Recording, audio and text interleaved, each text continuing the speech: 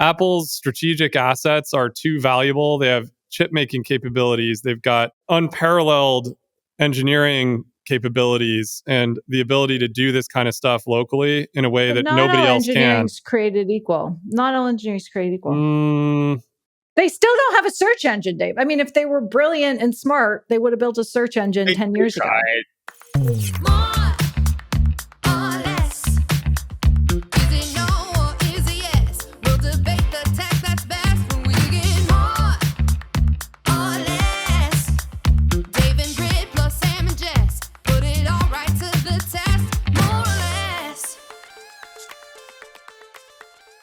Why, hello, and welcome to another episode of More or Less. We're a little less more. We're less more. We're less more. We're more less. Oh, I'm completely overpowered. Who knows what's going to happen today? I hope you have a lot of rainbows and sunshine up your ass, Dave Moore, for this episode, because you got to hold it down alone.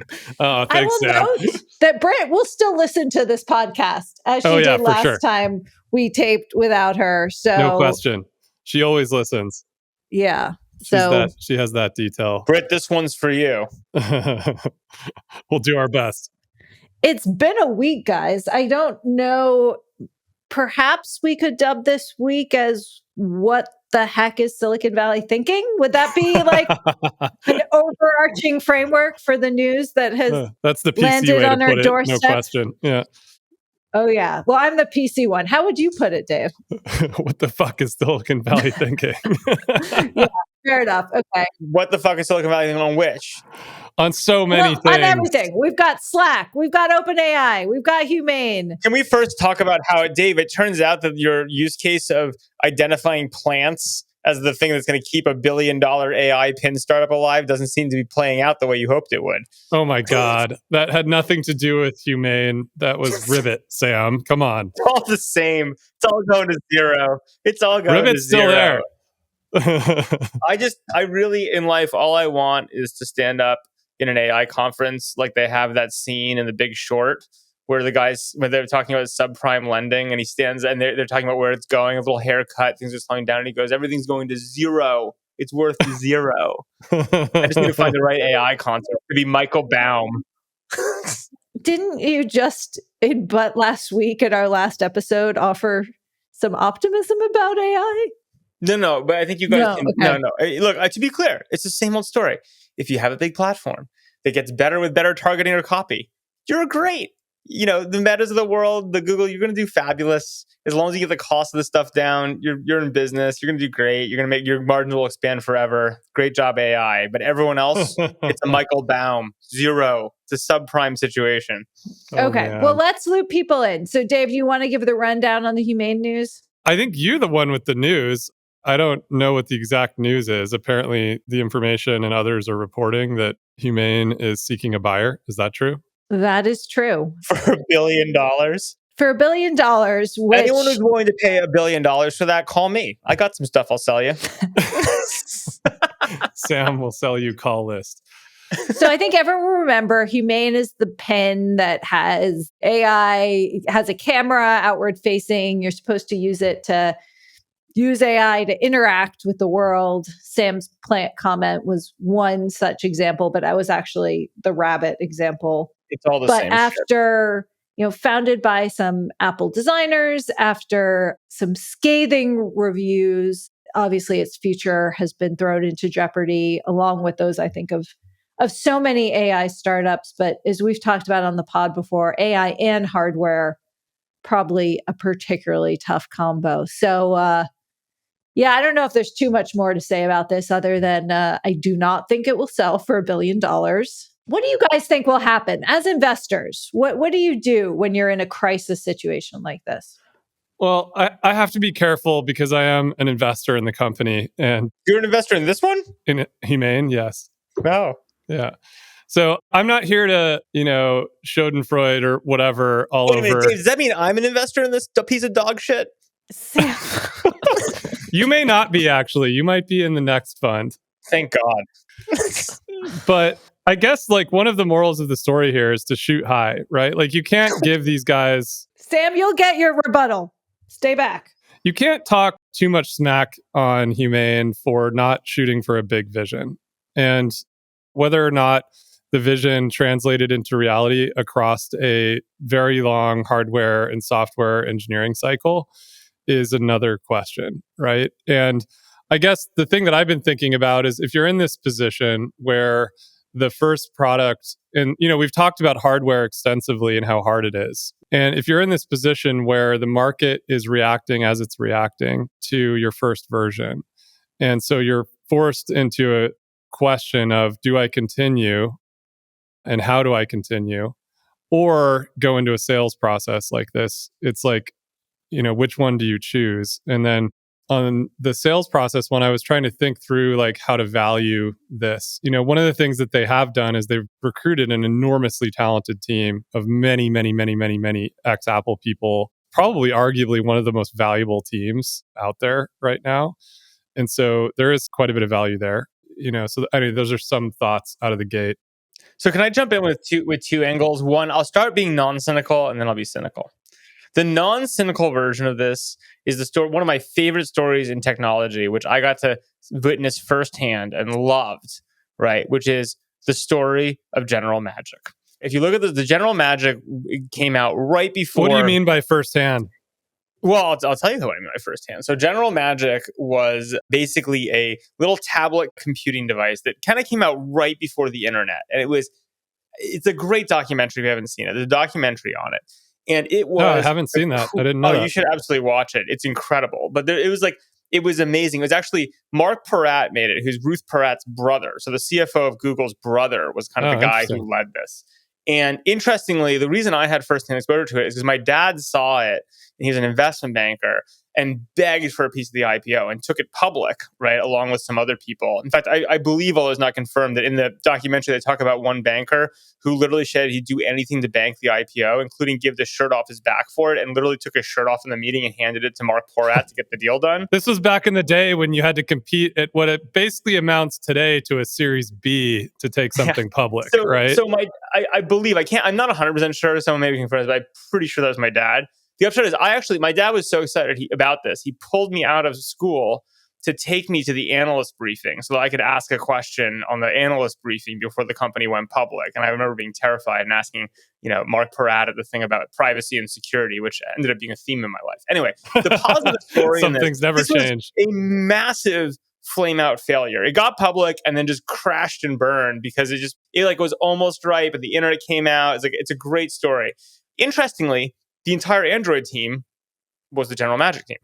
So generations later, in a very different form, the people that did General Magic did come back around and did do an important part of the history of mobile computing, right? But it was in a very different form factor, different cap table, different everything, right? So the investors all basically bought the vision, which was basically right, got hosed, right? But just like so many innovation cycles, eventually it becomes real and gets it right and you go for it. So the positive version is this whole generation is going to get wiped out. Everyone's going to zero. Dave, you're losing money. I'm losing money by proxy.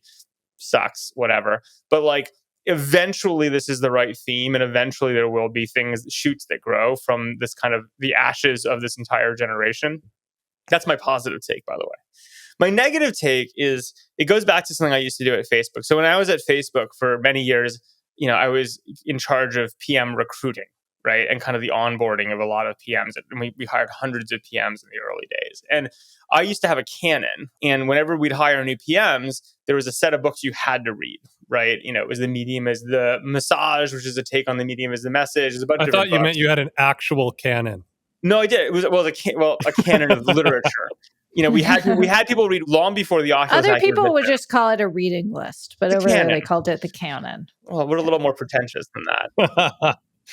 Jess, Sam went to Harvard. Every new PM at Facebook for years had to read and then do a book group discussion with me about Snow Crash, about Ready Player One, long before Oculus was acquired. But the lesson of all of that, the reason I kept repeating that and making everyone read this stuff is that the job of technologists is not to just simply read science fiction and say, well, that's cool, let's build that. That's easy, right? Science fiction goes way out in the future, has cool ideas. And the JV version of product management or building is you're like, well, I'm just going to take these things in science fiction and build them now, right? That's the 101 at best. the 201, the 301, the real place money and magic is made is when you know that exact inflection point where you cross the lines and the tech actually is ready to happen and be possible, intersected with the ideas, right? And so I think the problem with a lot of these things, which I'm very cynical about, is I think a lot of people love to sell the vision of science fiction packaged as companies. I mean, even OpenAI this week with this whole Her disaster, everyone wanted to build Her. Like, I started a company called Fin, and 10 years ago, we had a manifesto about the future of interfaces, no interface, and da-da-da. It's not an original idea at all, right? The question is, when can you actually deliver it? When is the technology ready to intersect with delivery? That's what, for instance, Facebook got right. It was the intersection of a lot of things. Cameras that could take photos at the right time, open source MySQL, like all this stuff intersected at the right moment to make something like Facebook happen, right? And like, I think people get this completely wrong and they're messing up their timelines. And I just think like all these pin companies did at best the 101 version of building, right? Which is they think that they can just build anything in science fiction and they're getting the timelines wrong. Sam, my big question for you then is, what happened to your canon at Meta? Because if they had been reading your canon today, then maybe Oculus had never happened. Well, I'm not going to go into internal deep history on that, but I would say that come on, Sam. When I was around the table, there were things I was very excited about acquisition-wise because they made a lot of sense to me. And there are things that I was less excited about because I thought it was violating this rule set, right? Now, I will say in the case of Meta and the really big platforms, there's a secondary game that's a little more complicated than what I'm talking about, which is you need places where you can meaningfully spend so much money over such long time periods that you can kind of justify trying to play a different game once you can afford research and development at that scale. But for startups, right, from zero, right, that are trying to do the innovation, like you have to play the game of intersecting the narrative of what everyone knows would be cool with what's practically possible. So again, the Facebook thing, I'd say, the selfish specific thing is you can probably guess where I was on some of these stories and what I was excited about and what I wasn't. But then, and like what I debated for, but then I do think there is a valid counter argument, at least to my position on it, which is it's a different ball game if you're willing to spend $100 billion or able to over decades versus if you're a startup trying to intersect those lines to get product market fit fast enough to start a flywheel to make a successful product and company. They're not dissimilar, though. In both cases, you've got startups that are investing. I mean, I guess I want to unpack this phenomena a little bit in Silicon Valley, which is we go through this cycle after cycle where the hype cycle begins on a fun new technology. We're in the AI one right now. Everyone gets into a frenzy. An enormous amount of capital is raised and spent trying to build far ahead of the adoption curve for these technologies. And so you just burn an enormous amount of capital. And this happens both in startup land and I think it also happens in the big corps. I disagree. I mean, I think actually if you look at one of the things that's changed over time, Dave, is startups like Google and Facebook were unbelievably capital efficient. Right? They didn't actually burn that much money in their journey, right? They were able to they burned a little bit, but like nowhere near the numbers we're talking about. Sure. And so what's happened is people saw the success of those and they said, well, what if we spend more? And that's how you get Uber, right? And Lyft. They're just incinerated money, right? Ahead of reality, or in their case, to fight each other in the hopes of a someday market. Now that kind of worked out for Uber at this point, because they effectively eventually won the war against Lyft. It certainly didn't work out for Lyft, right? And even for Uber, the dollars into value created is nothing compared to an earlier generation, right? And that's in like a win case. I'm talking more about there's AI now. I think VR actually back when the Oculus acquisition happened, so we're talking early 2010s. You saw an enormous spend into VR startups. But that was, again, the only reason Oculus exists today versus being a completely fucked company that's dead in the water 10 years ago is because Facebook picked it up and sheltered it, right? It is an irrational business cycle to be working on. Yeah, but same thing happened in self-driving cars. Like we go through these cycles where everyone gets really hyped up. A lot of capital is deployed. It's almost always one cycle too early, if not two cycles too early. And if you go back, Sam, to your social networking example, the Friendster, Tribes, MySpace era was not the era that you wanted to be in. It goes back even further. I mean, again, my dad was involved in this New York Times. This is taking me way back, but it's good. I'm actually working on a story about this. It's Andrew Weinrich in 6 Degrees, right? Like even before all that stuff, the well in 6 Degrees, like there was a generation earlier where the friending patents came from. And interestingly, those companies, like 6 Degrees was ultimately sunk because they couldn't afford the server costs, right? Well, so here's my question, Sam, on the optimism versus cynicism thing. Yeah. It seems clear to me as my brain does patterns that this pattern is the same across all of these technologies, right? Like you've got this really sort of hypey early hacker phase where you have a bunch of people working on something, a bunch of capital is deployed, none of it works and it all crashes. Then we go through it again and iterate into the second generation. And then it's like the third generation where you see your Facebooks show up, you see your whatever, like Waymos show up. I don't know. And the narrative, though, is that we're all so kind of negative, cynical, and mean to each other in this first phase, but it's clear that it needs to happen in order to get us to the third. But just listen, I hear you, and I think there are exceptions to this. Like I think like crypto is an interesting exception, Bitcoin, et cetera. Like there are exceptions to this. Really? And Bitcoin's enormous, and that was the first one, right? Like you just get it right. Yeah, but like blockchains have a different property where they kind of pile up in their value over time. I mean, you and I were both doing Bitcoin right out of the gate, and it was a weird world in the beginning. Totally, but I just say like there's a different thing as you make money or there's a flywheel on the way up that continuously reinforces itself versus you have to Hail Mary an insane amount of capital into something to figure it out, which I think can be done. Like I think you need it, but almost like we talked about a few episodes ago, it's not a venture capital for-profit exercise. It's just not a thing for venture capital. What it is a thing for universities or research institutions, for Xerox PARC, for companies that can afford to burn billions, right, continuously for the eventual payoff. It's a thing that startup ecosystem can't comport. And so I think what's happened, and this is unique to this period with AI, there's so much money and the science fiction dream is so big, right, and was so well sold by people like Sam Altman as this is the moment. I don't think it is, but like this is the moment we've unlocked it. That basically you're just having people incinerate capital that's never coming back. Like if you think about it, the other place you could argue this is similar to is fiber. And like basically all of the internet bandwidth that was built out in the 90s way ahead of reality. At least that eventually was the right stuff. Like it was infrastructure you were putting down, right? And like maybe that's the argument like why like the NVIDIA part of this isn't insane. At least it's an infrastructure layer that eventually pays off. I just have a real cynicism about people who go out and tell these buzzy stories and are trying to build startups around this stuff versus just saying what it is, which is it's like art, it's research projects, and that's completely fine.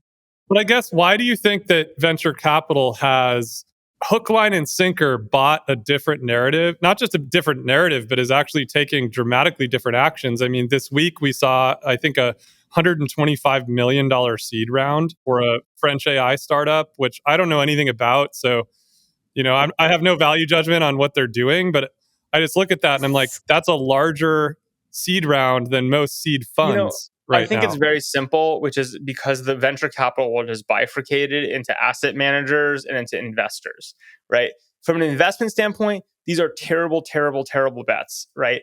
If you're a huge asset manager who's trying to generate fees by deploying as much capital as possible, right, with any semblance of enough rationality to get LPs to give you more money, then like this all of a sudden, I think does become a subprime crisis. Right? Like this is all going to blow up in everyone's faces, like at some point, but you understand why the game gets played, which is like effectively that $100 million is worth, whoever funded it is going to get paid $2 million a year, $2.5 million a year for the next 10 years on it. And it's a shot on black. If it works, great. If it doesn't, no one cares. Right. So, and Sam, so I'm going to butt it. You guys have, this has been fascinating. I got to butt in for a second. So, Sam, are you essentially saying moonshots never work? And Dave, you're saying Silicon Valley is built on moonshots? I'm saying that for companies to become ridiculously successful from startup, it's a matter of dreaming what the ultimate dream is and getting the timing right when the infrastructure and tech is there, where it actually can kick off a flywheel that gets you there. It's super easy to repackage science fiction stories and claim they're real and get a lot of people very excited. And Dave, what are you saying? I think that the thing that's missing from Sam's 2 points is just monster execution.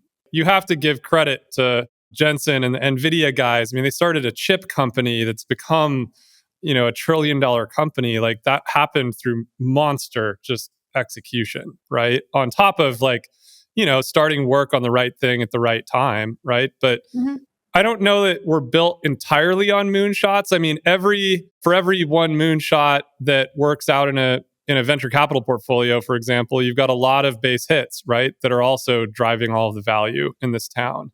But I think that the point I was trying to make was more nuanced, which is kind of a question about why do we get so hyped up about the early shots on goal in these new technology waves that, go awry, and the teams don't always work out.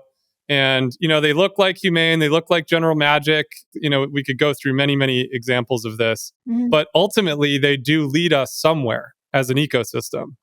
And yet we're so negative about it, I guess, is the question. Because it's so capital inefficient. Because you're burning at this point billions and billions and billions of dollars. And I think what it really shows you is that money isn't worth anything, right? Like, because you can't, on a relative basis. Well, I think we're just in such a crazy moment. I mean, Dave, you mentioned the seed round. We had another Scale funding that the information was ahead of a couple of weeks ago. But they're further ahead, though, right? Like they've got a big business. Not really. I don't know what their revenue is. I mean, they're further ahead, but Inflection was further ahead, But Scale does infrastructure, right? As I understand it. A point I was trying to make is we are still in the era of billions and billions of dollars going to companies for reasons I'm personally perplexed by, and that I think by revenue multiples, by any of these things don't make sense, by looking at the competitive landscape don't quite make sense. And I think there is some of that. And I think a lot of that can be explained by what Sam talked about, which is that these financial institutions are really playing a business of collecting assets and collecting fees, and we'll find out how the returns look. But we've seen this show before with the Vision Fund, like things and other things. And we're still in that moment in AI, which doesn't mean there won't be great businesses built. And I'm far less bearish on it than Sam is, but that's still kind of happening. I wonder, though, I think to your point about being deeply negative, I mean, certainly the press plays a role in this too, I think. And not the only role. I'm not implying that the press sends all sentiment around this, but, it is much harder to cover things that don't work than things that do. And I've been thinking a lot about this with my team, because you can have, basically people sometimes don't want to talk about the things that are working. And companies have gotten so locked down because of this horrible state of affairs with the press and companies, especially in the tech world. And so I think that's also what we're seeing. Are they locked down because of the negativity? They just assume it's a cycle. I mean, this would be a 3-hour special. Yes, but it ends up fueling the negativity. So both sides are engaged in counterproductive behaviors. Both sides are at fault. I firmly believe that. Is it just deeply human, I guess? Is skepticism deeply human? Is it a way we motivate each other? When you get told you can't do something, that motivates some people, right? That's deeply motivational. But also everyone's rooting for Silicon Valley to fail. I mean, I think it's easy to not, you can...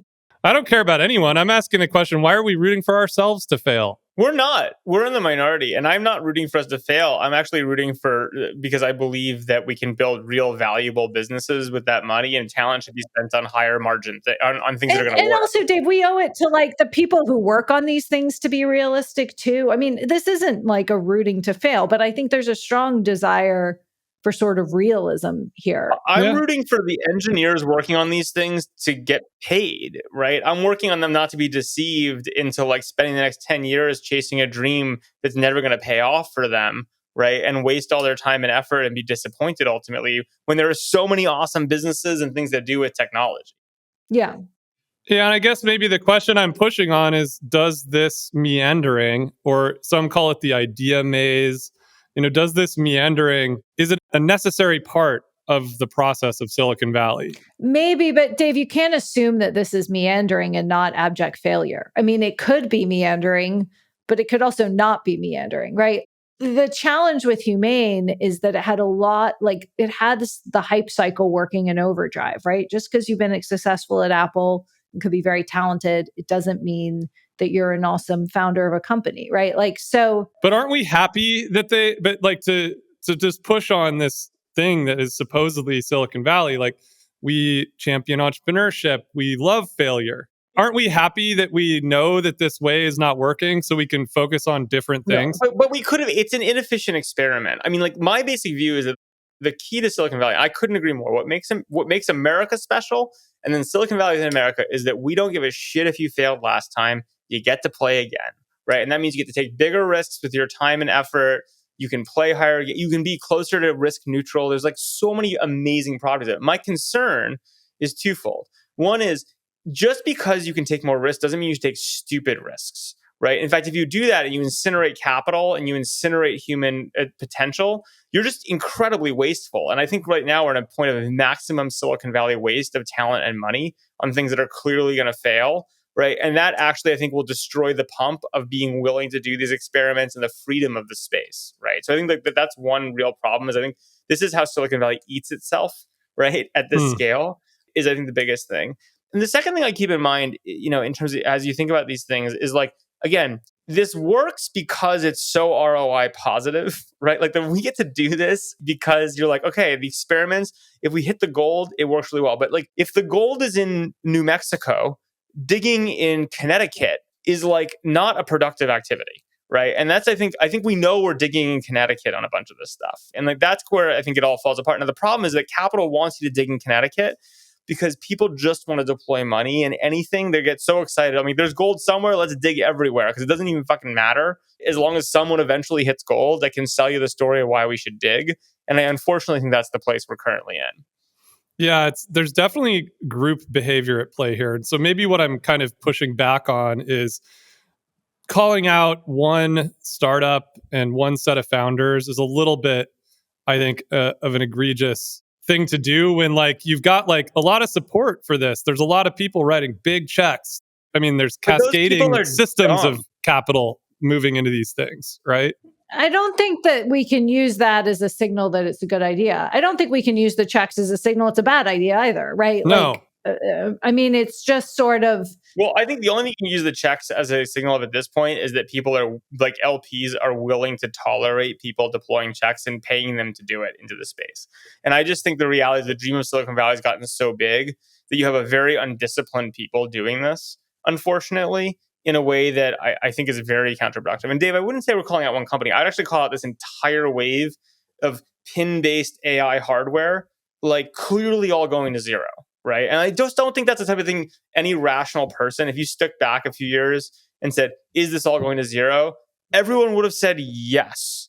Like it's clearly some people didn't, and they spent a lot of money and time on it. But like it's just not that hard to be like, this is clearly not going to work. Maybe what I'm searching for then is a more balanced conversation in the public about ideas and trying to find a better vision of the future, right? Like if you think about what people are talking about the most, it's like this kind of stuff. It's, oh my God. Like a lot of our back channel conversation this week was about like all the woes, terrors, and, like freaky things that might happen with AI. It's like very fear-based. And at the end of the day, if we want people to chase ideas that are powerful and useful and, are great businesses, Sam, like you're suggesting, like we need to have at least some balance in the conversation towards that. You and I used to do these conversations about 30 years in the future. And, and a lot of that stuff is like, for whatever reason, it's just absent from the narrative right now. I agree with you, Dave. I just think that the reality is like the thing that maybe people are missing is somehow along the line of the last bunch of years, people started thinking that like engineering was the coin of the realm. Right, Google and Meta, whatever, just started collecting engineers. And it was all just about like amassing engineers. And it was not about ideas or inspiration or like the aha moment. And the thing about ideas is they're cheap. Like you don't need that much money to explore most ideas. Now, in biology, we can probably go to some domains where that's not true. But in digital technology, that was the magic. That's the magic of AWS and the internet is like the cost of experimentation was so low, especially if you unwind to like our childhood growing up in this industry, that you'd have Andrew Cortina being like, fuck it, what happens if you let people like trust each other in a graph and just take money from each other? Fuck it, what happens if you just like have a public feed of purchasing? Like, what does that do? Let's try it, right? And like, I think we need to get back to that experimentation as opposed to the coin of the realm being just money and throw tons of engineers at completely obvious narratives that may or may not be true. So this is actually something that I could not agree with more. And, at Offline, we run a thing called Offline Studio. We start 100 projects per year right now. And one of the key things that we do is anytime we're starting a new idea, we try to implement it, 5, 10 different ways for extremely low amounts of money. I'm talking like less than $50,000. And this is actually something I've been thinking about a lot, that many seed stage startups, and since this is the only place that I operate, oftentimes choose one idea and one implementation of that idea in order to try to go after. They're like, aha, I had this idea, and all right, I'm going to start executing in this direction. And there's like this cultural problem in the Valley right now where people feel like they need to keep going. If they've got $2 million or whatever, it's like, I need to like burn through all of it because I told my investors that I was going in this direction. It's like, no, I would much rather you said to me, I'm going to try to implement my idea in 10 different ways for extremely low amounts of money and try to find the thing that's the most viable path, rather than getting so far down the road that you end up in this narrative that we're actually debating right now. Dave, and this we actually haven't coordinated on this because you and I don't invest directly together these in the last 10 years or so, or at least 8 or whatever it's been. We're 100% on the same page. I'm doing the same thing, like in a slightly different format, which is I've just started building shit myself, right? Where I'm just like, for the same thing, like I'm actually working on 2, they're not companies. They're just things I believe should exist in the world. And I have a list that's pages long of things that are not expensive to build, but they should exist and they should be buildable. And finding the intersection of that with the operator and the model of iteration to find those companies, I think there's an incredible amount of value to unlock. The problem is, though, Dave, and I think this is where VC I'm very cynical about right now, is you and I can do that because we don't have huge funds. And so we can actually spend small amounts of money and be psyched about it. If you want to raise billions and billions of dollars, which big funds do, because the public market even only values funds based on the fee income, not based on the return income, right? Then you have to have a place to stuff that money that is huge. And the way you do that is saying this is not about the ideas, it's not about the product, right? It's not about finding things the world wants or iterating cheaply to the right thing. Instead, it's about finding things where I can incinerate cash and engineering talent at scale that, if they work, produce ginormous trillion-dollar companies, right? It's like this whale hunting model that I actually think is like bad for everyone. Yeah, it's super with the exception of the VCs who deploy the capital because they get paid either way. So that's a place where I think that in some ways this is a tail wagging the dog situation. Yeah, it's where like American capitalism run amok. There's so much depth to go. And this is why actually I'm also like incredibly bullish, and I think you are too. And Chad Byers has been messaging me a lot. I wrote this whole thing about like, what is the future of one round financed companies, right? Yeah. And bootstrapped companies. Like, this is the best time in the world, right? I ran a whole conference on this to say, hey, with a $2 million initial check and the right iteration and the right founder and the right setup, you can build massive companies like with no outside capital. People, for me, I'm cool with that. If I can own 10% of a company for a few $million, help it get off the ground, own it, they build it on cash flows, that flywheel works, fucking men. The problem is you're A16Z, you fucking hate that shit. That doesn't do anything for you because you need to own more of the company. You need them to need your capital, right? And like to finance them over and over so you can own enough of it at enough scale to justify your fund size, right? And like, I actually think this is like the most fucked up thing that people like you and I need to fight back on and create an alternative new narrative around. And that's why I go back to the Humane thing. I'm like, look, those engineers that they're wasting their time on this, right? Like, sure, the founders, they want to run an art experiment. Let them run an art experiment. Good for them. They're all probably ex-rich Apple people anyway. But like, there's a bunch of line engineers who could be out building really valuable stuff, right? If they were taught the right model of building. And like, instead, they're wasting their time on this pipe dream that any smart person knows is clearly going to fail. I want to ask one more question on this topic and then we'll move on. But like, how much of this do we think is new? I mean, I know you guys were debating this with regards to Meta and Google, but there was a lot of money. I mean, the fiber thing wasn't like, I mean, that was pretty relatively intense relative to near and midterm benefits. The fiber thing was an and that looked more like railroads, right? In terms of how it was financed and the whole setup around that. And again, I can't speak directly to it, but I agree a lot of capital was shoveled there and got incinerated. That cycle of infrastructure overdevelopment, railroads, US, has happened many, many times through history. This one, though, where you're not actually really building infrastructure, right? You're just shoveling money into startups that are ripping off science fiction narratives, right? On the prayer that like there's some exponential curve of growth on things that will asymptote where you need it to, because maybe that's pretty new. And like the amount of venture capitalists going from investors to asset managers is really a last few years thing, right? It's like the last decade story. And the Vision Fund is part of it, A16Z. There's a bunch of these people who just realize Sam, that like how would you describe the difference between those two things? What's an asset manager? An asset manager is someone who generates returns. BlackRock. Well, an asset manager is someone who generates returns in order to justify their fees. And it's a fee game. Investor is someone who takes fees because they have to support their team in order to generate returns. They're getting paid on the returns, right? And the reality is, I don't know the stat on this, but there's some great stat, which I've heard several times now. Take BlackRock. Oh, is it Blackstone? I think it's Blackstone. It's like in the history of Blackstone, they've raised, what is it, like call it $500 billion. That's not the number, but it's an enormous number of capital. They've had like one fund in like 40 years that has done more than 3x, right? They're not actually good DPI return investors. What they are is a safe way to stuff enormous amounts of money, right, with credibility. And I think that's unfortunately what's happened to a lot of the economy. And that's why I actually do think that there's going to be the replay of '08 will be the re-rationalization of all of this, right? Which has to happen. Yeah, or you just have if LPs are along for the ride, you can have different types of financial products, and it only breaks if it becomes non-rational for LPs to support that, right? But you might be okay with a 2x return due to real estate compared to something else. And like there's obviously different, there's a Sharpe ratio thing. How much risk are you taking? What's your return profile? It's more complicated than this. But I actually think the way it breaks is when people realize that most of the private marks on most of this stuff is all bullshit. That may take a long time for anyone. It may be a game that everyone just agrees to play and be blind to for a long time, or it may break any time. Again, I want to be clear. I'm an optimist. I think Silicon Valley is awesome. I think technology is awesome.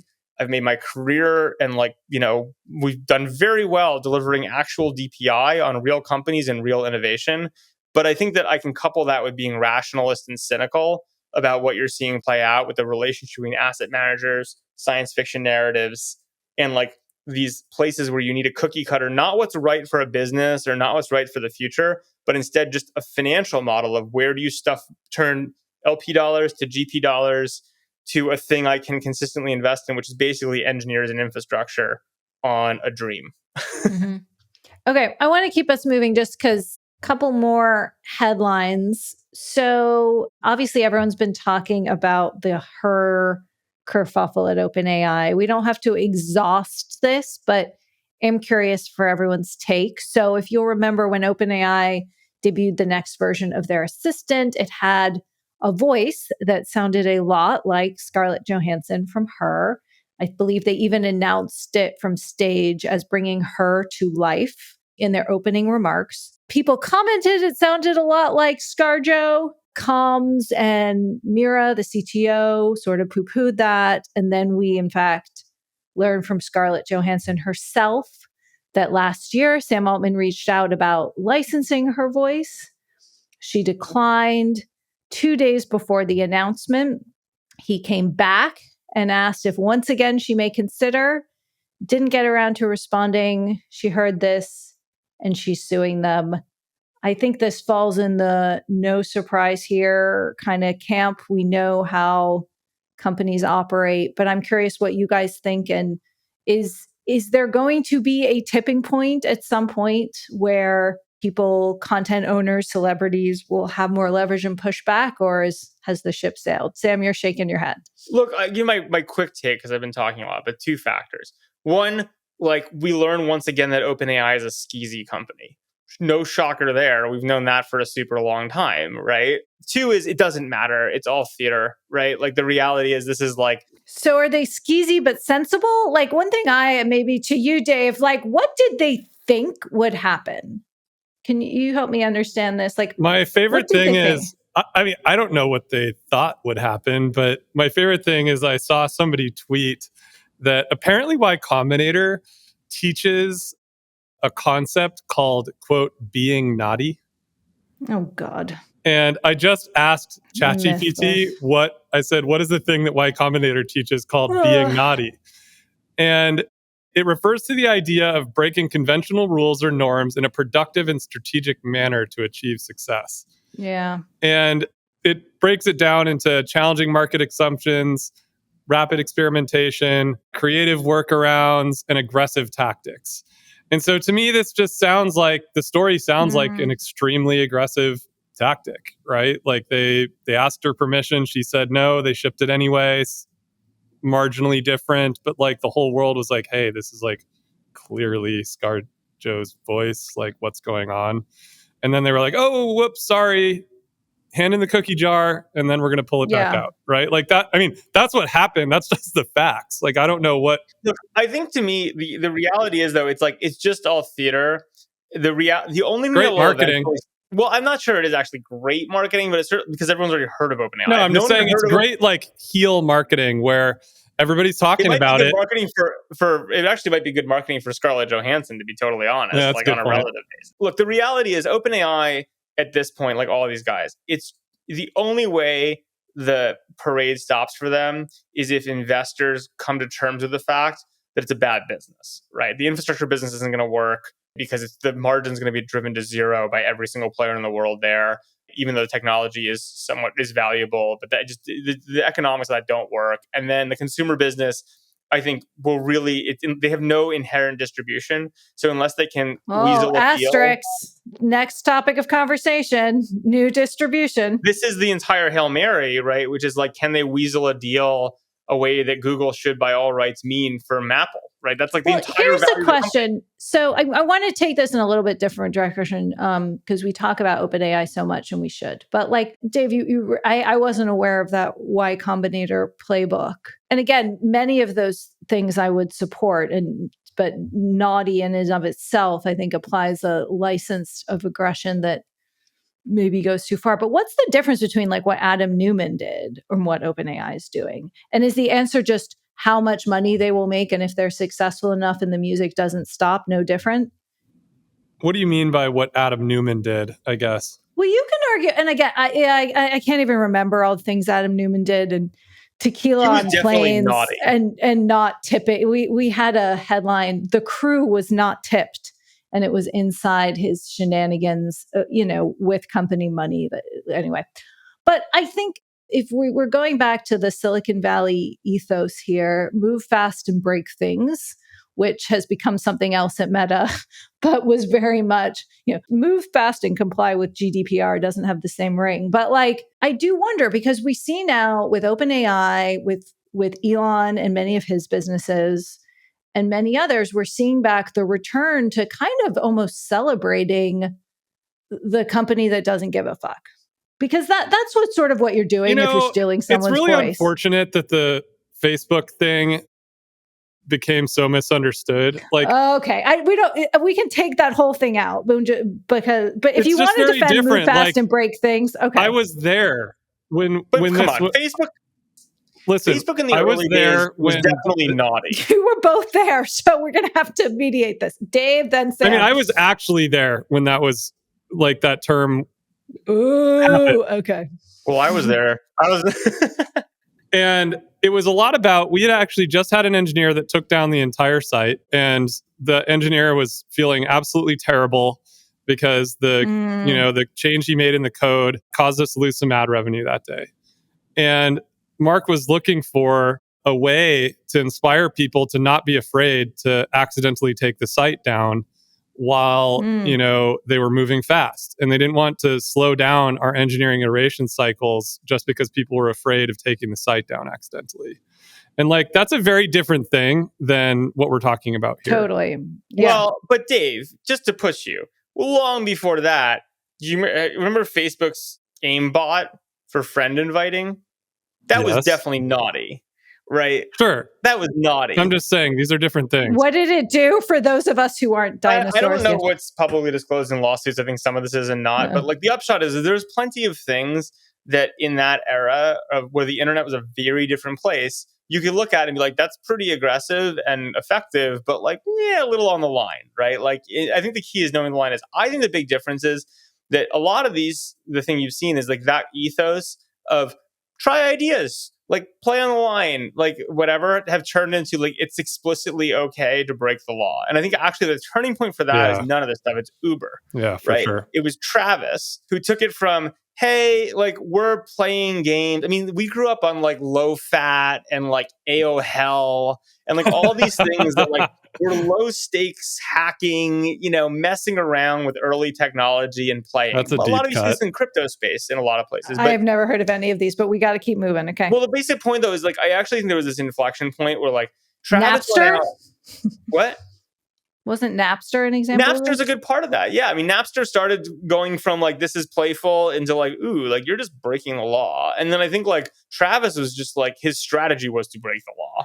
And then like, I think that's kind of like gotten a little out of hand, right? Where like, it goes from being like, I'm playing with the margins, but like, it's legally justifiable or it's unclear. It's a gray area and I'm being aggressive to like, I'm like literally just breaking the law. Right. And I think that's kind of the thing that unfortunately the early fun ethos that really was right, like has turned into. And I think that's a negative thing. Well, and I wonder, like, and I'm not condoning law breaking or any of that, but I think it also now we're operating at a different scale even, right, in some of these companies. And so I think it's right to kind of call out this behavior. People have the right to know about it, even if it isn't going to, in short term, have any business impact, because you're just talking about like companies that touch people's lives in many different ways. It matters so much more, right? Like than some of these early like hacky fun things where like the stake, to your point, Jess, it's just like, you really going to trust this company like enterprise data or like with like your entire history of interactions, whatever, that's like that's willing to be naughty, right? That's very different than like the days of AOL. And here's what I want to sub quickly to our last topic. One thing that just fits in with this, I don't know if you guys saw, but Slack auto defaulted all of its users into using all of their data, their messages, everything to train their AI. Yeah, this is just the way to opt out. Hard, not was okay. to email an address with a certain subject line, which team I did. Don't worry, but like, I mean, it's a little bit of like asking for forgiveness instead of permission, and I think there's a strong argument to be made of why that should be less acceptable at this scale. But back to OpenAI and being naughty. So, perhaps the most interesting bit of news and development out there at the moment is this question of, it is looking more and more likely, our reporting and many other reporting, Bloomberg and others, are hearing that Apple is going to basically have an assistant powered by OpenAI on the next iPhone. Now, there are many nuances to what the app looks like. Is it preloaded? Is it not? All of that TBD. But that's kind of incredible to me, because if there's one company in the world who doesn't want to be naughty when it comes to data and privacy, it's Apple. What, are you kidding? Apple's incredibly naughty. They're just but their brand, Apple has built a brand, and you can disagree with how it comports with their practices. But they have built a brand that is more privacy friendly to consumers, that is more, all of these things. And again, I just have to wonder, like, if Apple is really going to preload, and I don't know if it's going to preload, I'm just scenario planning here, OpenAI into all these iPhones. I mean, if OpenAI pulls off this business deal, it would be an incredible business arrangement. And like, my first job in tech was reporting on BlackBerry at the time when all these apps were fighting to sort of be preloaded. And again, the market's changed a lot, and like being preloaded doesn't mean the same thing. And I remember those deals. But I did one of those deals. Yeah, but then you remember like Google getting into iPhone search, right, was an incredible coup. was transformative. Not just iPhone Google search, it's like Safari Maps, across the board. Yeah. No. And Maps and all these things, right? The DOJ is now suing over this very thing. And we could be on the cusp of a really interesting moment. I mean, the reporting over the next few weeks will be really informative for I think the reshaping of alliances here if Apple actually goes down this path with OpenAI. And so I agree completely. I mean, if OpenAI actually pulls off a deal of substance this way, right? Like not like there's some 15th app somewhere deep in some menu, but it's actually the default.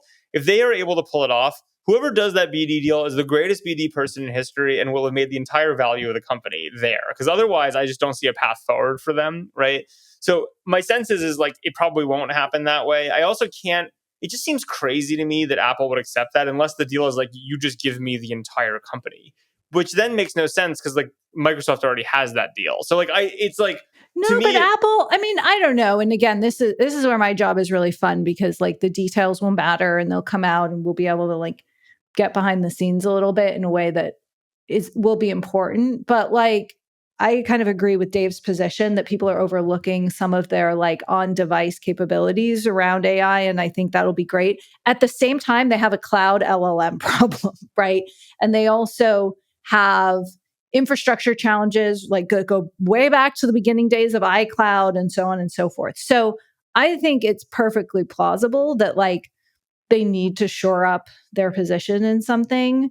And guys, remember, I mean, Altman is really good at this. He is really good at getting big deals done with big tech companies. And I mean, imagine, and again, this is way further than the facts support, but imagine a reality where Microsoft is infra-powering Apple's consumer front end AI experience. I mean, it's just kind of bizarre. By the way, just as a side note, to my point last week that I was trying to make around local LLMs, or as somebody has called them, I've got a lot of notes about it, offline LLMs. Microsoft launched, the Copilot PC this week, right? And they've got a GPU and a whole setup to process your data locally. That happened. I mean, I knew nothing about that when I was talking about this last week. And I still think that this is a major vector of competition, and in particular for Apple. And so I just have questions. I mean, I feel like I can't speculate here because it just seems like Apple's strategic assets are too valuable. They have chip making capabilities. They've got unparalleled engineering capabilities and the ability to do this kind of stuff locally in a way that nobody else can. Not all engineering's created equal. Not all engineering's created equal. They still don't have a search engine, Dave. I mean, if they were brilliant and smart, they would have built a search engine 10 years ago. Back to my point about local. I think on the local side, when it comes to these things and the things that we are all using to do this podcast right now, there is no one better in the world. And so I just think you can't count them out on that vector. Whether or not there's another deal to be done, sure. You got Google. Google is clearly going to vertically integrate all this stuff. And I think the force that is Google is yet to be really seen at all on this, right? They are actually the ones to beat in this entire generation. They have it. They have Android stack all through. So I think the three of us may be the most bullish Google AI and Brent. Actually, she's bullish. I find it fascinating. More people don't see the world the way we do, but that's okay. It's very clear. I really should probably buy some Google stock because I literally have zero. But the upshot is it's very clear they're actually the ones to beat in this. So if you're Apple and you're sitting on me, iOS is dominate. It is our entire business value is the iPhone, really, right? When you get right down to it. And we have one vector of risk, which is Siri is awful. What do we have to do to not get taken out by Android in a Hail Mary, to flip the markets? If they really believe it, you could imagine them doing some deal. But it's just so hard. It's such a huge hammer. And I was going to say before, it's if you hadn't noticed, I have a lot of criticisms of Sam Altman, right? I think he's an Elon-style showman. I think we can go on and on my criticism. I'm very clear about them. If he actually pulls off an Apple-style, a Google-style default search deal for OpenAI, then to your point, Jessica, he does then deserve credit, not necessarily as a great visionary or technologist or a lot of the things he wants to be, but as one of the great BD people in the history of the world, right? And you got to give it to him if he pulls that off. Yeah. Okay, well, buckle up, which I say often on this podcast, but by June 10th is Apple's developer conference, or give or take. And we're going to see, I'm excited. I think that Apple both has more than meets the eye that is brimming below the surface, and at the same time has big strategic questions to figure out, and things are moving quickly. We just saw NVIDIA with another blowout earnings report, which is fascinating. And to your point, Sam, too, I mean, Google coming off I/O, they're like flexing a bit more. Sundar's given 2 interviews, guys, which is a big deal. So, I think, can I do our pop culture corner? You can. Ooh. So we'll miss Brit and we'll turn the PCC over to Sam. And I don't know where this is going. This is terrifying. Bridgerton. So, as you know, I've taken great joy over many years watching the BuzzFeed stock go to 0. Right? It's like one of those great, Sam. like zero. You make my life really hard. Okay, continue. But if you hadn't noticed, it's actually popped dramatically in the last few days for the best reason ever. Why? Right? Vivek Ramaswamy has declared his position in it, and he's going to do like a mini Elon Trump thing to BuzzFeed, where he at the cost of nothing, because the company's worth nothing, ends up Sam, doing why aren't we doing this? I love this shit. Why aren't we doing this? We should do this as a seed strategy. You know why? Because I'm not quite rich enough, unfortunately. Because you just have to freaking God. Yep. You have to be willing to just risk. Vivek is? Yeah, he's pretty rich. Oh. But first of all, I think he has political reasons for owning it, just like Elon has political reasons. But I love that he's messing with this. But 2, it's the problem isn't the equity part. I got tempted to open a big position when BuzzFeed was trading at a $25 million market cap. Really? It can only go to 0, right? And the reality is there is some value there, right? But you just have to be willing to stomach the losses is the problem. And potentially finance them if you own enough of it. And I'm not rich enough to do that. I don't know. I mean, I don't know how much. I don't think BuzzFeed is losing a ton of money because they've cut so much. But I just think you've got better things to do with your time, like this pod and making. But this is being naughty. It's by the way, it lost $88 million last year. So it's not. Okay, never mind. But it's that to me, being naughty is buying BuzzFeed. That's cute and naughty. Yeah, I mean, it's what's his name? The founder of Twilio bought The Onion. That's pretty cool. Jeff Lawson. Yeah, Jeff. That's cool. Okay, that's fine. I mean, that's just being clever, being opportunistic. I mean, no rules have been broken. You've been a troublemaker. It's just a little naughty. I get behind that. Yeah, I think there's a difference between that and ripping off someone's likeness. Totally. So let's just make sure that we don't conflate all of these things, because guess what? The rest of the world does. So, okay, well, another fun one. We got to wrap and celebrate this pod and wish everyone a great Memorial Day weekend. But what else, Dave? I have one more thing to plug. I noticed, the Grateful Dead is playing at the Sphere right now in Las Vegas. And I've got a lot of Fish fans, I don't know what they call themselves, and Deadheads around me. And Dead Fish? It does seem like the Sphere is a pretty amazing experience. I haven't been out there yet, but... Yeah, it seems awesome from the internet. I would love to go. The fact that Deadheads are into it is kind of it's like the most digital thing man has ever created. Well, and it is actually digital drugs, Dave. I know. Yeah. Did you hear this whole thing that they actually had to, during the U2 residency, they had to slow down the show for the middle 45 minutes because it was putting people into a legitimate trance, and they had to change all the visualizations because it was too much. Pretty interesting. So I'm excited to go see that at some point. Amen.